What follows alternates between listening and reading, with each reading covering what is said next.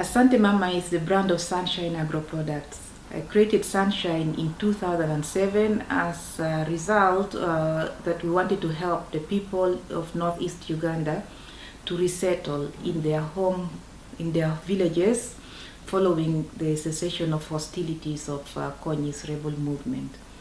My idea has always been to create an economic activity in the agriculture sector where farmers can continuously and sustainably generate income from their agricultural activities. The problem that we had in Uganda is that farmers are isolated, they are scattered, they do not have access to finance, they do not have access to markets, and there are not many companies. In fact, in northeast Uganda, there are no companies at all that are willing to go there to support or to invest because the area is remote, it's far away from markets, the road networks are very bad, so the infrastructure is very bad, and this is one of the factors that has been inhibiting investments in the area. We created the Asante Mama brand in order to enable us to take products directly from the farmers to the market. Basically, it's from farm to table.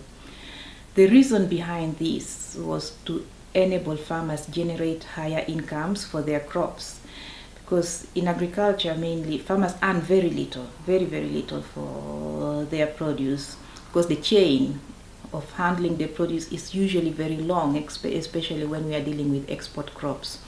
And through the Asante Mama brand, we expect to be able to get directly to the final distribution chain, to the specialty shops, to organic shops, where we expect to distribute the product directly without changing a lot of hands, and this will enable us generate better incomes that we pass directly back to the farmers. We have actually had testimonials, many testimonials in the past from many of the farmers on how their livelihoods have been able to improve with the Asante Mama brand.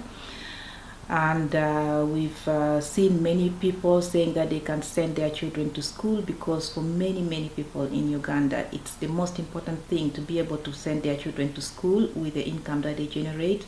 And then secondly, to afford health services, and then all the other luxury or consumer products or consumer goods that they need for the families and for the households. As I said before, we work with contract farmers, and that means we are spread in several districts in the villages. We are really very remote in the villages. Our field officers have to access those farmers, and the only means to access them is by motorbike. So they move by motorbikes to access the farmers. Trouble is that there are no roads. We find only footpaths most of the time. Sometimes it's okay, we go through the footpath, and when it is heavy rain period, they cannot even access some of the farmers. So one of our challenges is really infrastructure. The other major challenge, of course, is there is no electricity at all in all the villages. There is no running water, and here we are actually daring to bring products from the most remote areas and make sure that these products are of the highest quality and that meet the consumer country's food safety standards. So this for us is really a challenge that we are looking for support for that. We need to put electricity, we need better roads. We have actually been able to attract attention from the local authorities, and now we are having in the southern Uganda area in PG district, where we have the Cocoa project and the Herbs project. They are finally starting to grade one of the main roads that goes into the areas, and also we have been discussing with the government together actually with the communities, that asking the government to provide water, running water services and electricity. So we do hope to be able to attract more attention there to improve accessibility and to at least provide water in the main centers in the countryside. The reason I started this project was because at one point in my life I came face to face with a very desperate situation. I was already married and had gone to live in Japan with my husband, and I went back home to visit my mother.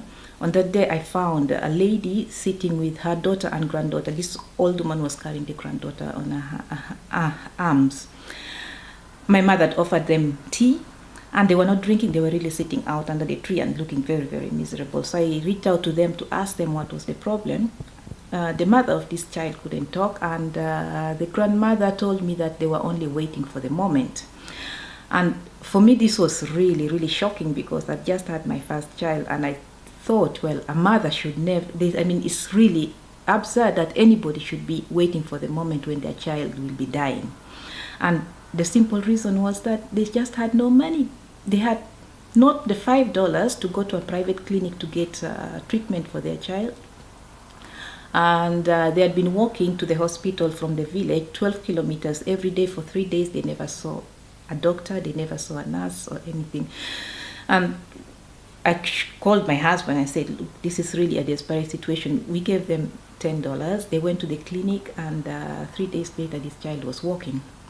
From then, I thought it's not possible that anyone could be sitting there simply because they do not have the means to be able to get medical attention. So that was one of my main reasons. And also, I come from the northeastern Uganda area. After the war, I felt that I needed to support the people to settle back in their homes. It was a time when people were starting to resettle back in their families, but they had no source of income. So we said, a project like this is their job. Agriculture is their office. Their fields is their office. So I combined things together and say, if they can produce, then I will manage the rest. So we organize them. I provide the management. I provide I look for the financing, because we need to train them. We need to provide seeds for them. Then I market the products all the way to the end consumer market. So I think that it's for me the best way to create jobs for the people. And now we have actually been able to both create a lot of jobs in agriculture, but also outside agriculture, in the support industries. There are jobs actually that have been created thanks to our efforts. And we do hope to be able to raise additional financial resources to expand further. I have had many testimonials. One of the best ones is the one I least expected, actually, and this comes from a man. Because usually I have testimonials coming from women who have been able to send their children to school. People have been able to build their houses and buy more land. But this guy once came to me and told me, Madam, I have to tell you something. And I was like, okay, what is it you're going to tell to me? And he says, since I joined this Sunshine Project, my wife loves me very much because I can take money home. And I thought that was just, something wonderful. More recently, I was visiting for a group of farmers in the countryside, and a lady just insisted I had to go to her house because finally she had been able to buy a sofa, and when she gets guests in her house, they have proper chairs to sit on instead of sitting on the floor. And I think that these are all very beautiful things. Yeah.